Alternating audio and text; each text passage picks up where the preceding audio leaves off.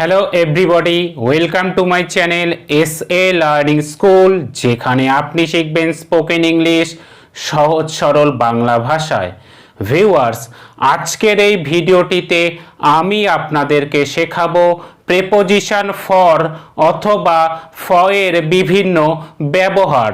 তবে তার আগে এই ভিডিওটি দেখার পর যদি এই ভিডিওটি থেকে নতুন কিছু শিখতে পারেন একমাত্র তাহলেই একটি লাইক করবেন, বন্ধুদের সাথে শেয়ার করবেন এবং সেই সাথে এই ধরনের আরও ইনফরমেটিভ ভিডিও পাওয়ার জন্য চ্যানেলটিকে অবশ্যই সাবস্ক্রাইব করবেন। তাহলে নতুন কিছু শেখা যাক। ইউজ ওয়ান, কোনো সময়ের আগে অর্থাৎ ধরে, যাবত অথবা কোনো সময়সীমা বোঝাতে ফর ইউজ করা হয়ে থাকে। যেমন 2 ঘন্টা ধরে বৃষ্টি হচ্ছে। It has been raining for 2 hours.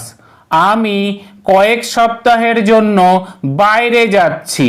I am going out for few weeks. আমি 2 দিন যাবত এখানে আছি। I have been here for 2 days. Use to, জন্য অথবা স্বার্থে বোঝাতে ফর ইউজ করা হয়ে থাকে। যেমন আমি আপনার জন্য কি করতে পারি? What can I do for you? অনেক সৈনিক দেশের স্বার্থে প্রাণ দিয়েছেন। Many soldiers laid down their lives for the country. আমি তোমার জন্য সব কিছু করতে পারি। I can do everything for you. Use 3, কোনো সাহায্য অর্থে ফর ইউজ করা হয়ে থাকে। যেমন আপনি কি আমার জন্য অথবা আমার সাহায্যের জন্য এটি করবেন? Would you please do it for me? আমি তোমার জন্য অথবা তোমার সাহায্যের জন্য এটি করতে পারবো। I can do this for you. Use for, কোনো কারণ অথবা কারণে বোঝাতে ফর ইউজ করা হয়। যেমন মালদা তার আমের কারণে বিখ্যাত। Malda is famous for its mangoes. সে তার গানের কারণে বিখ্যাত। He is famous for his songs. এই কারণে আমি তাকে অপছন্দ করি। For this reason I dislike him. Use 5, কোনো সমর্থন, সম্মতি অথবা পক্ষে বোঝাতে ফর ইউজ করা হয়ে থাকে। যেমন আপনি কি এই প্রস্তাবের পক্ষে? Are you for this proposal? আমরা সবাই কর বৃদ্ধির পক্ষে। We are all for increasing taxes. তুমি কি এই আন্দোলনের পক্ষে? Are you for this movement? Use 6, কোনো দাম অথবা মূল্য বোঝাতে ফর ইউজ করা হয়ে থাকে। যেমন আমি এই বইটি 50 টাকায় কিনেছি। I bought this book for 50 rupees. সে তার গাড়িটি 50,000 টাকায় বিক্রি করেছিল। He sold his car for 50,000 rupees. Use 7, কোনো বিনিময় অথবা বিকল্প বোঝাতে ফর ইউজ করা হয়ে থাকে।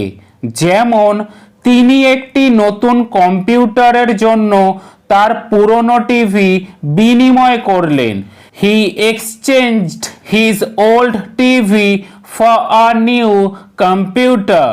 আমি 500 টাকার বিনিময়ে আমার ফোনটি তাকে দিয়েছিলাম।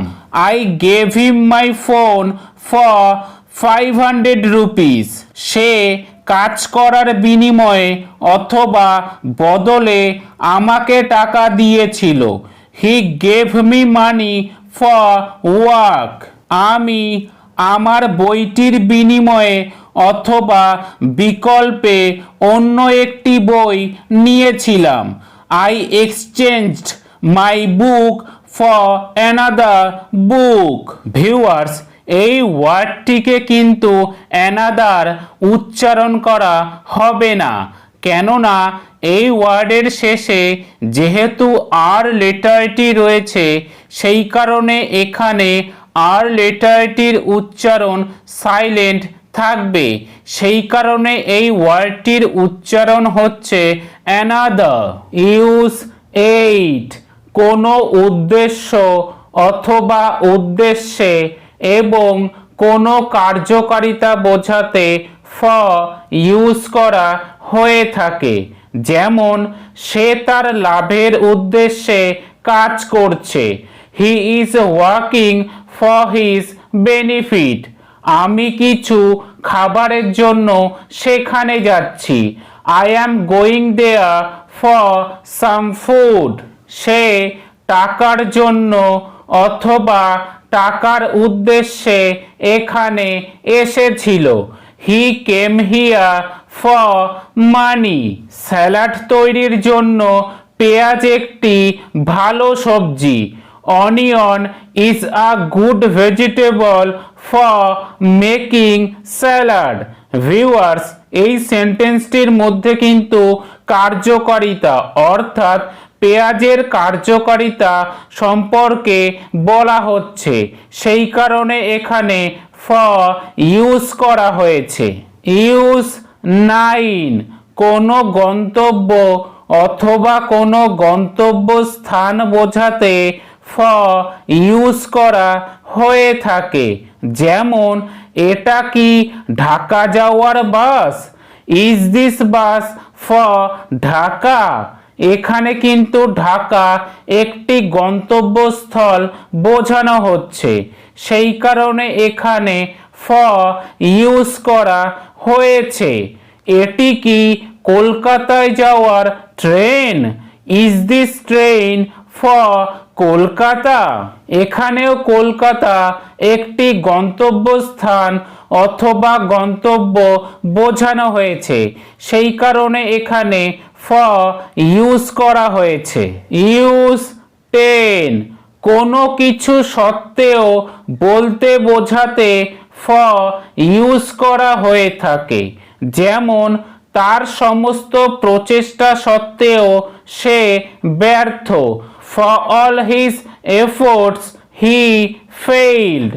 সমস্ত প্রচেষ্টা সত্ত্বেও ডাক্তার তাকে বাঁচাতে পারেননি।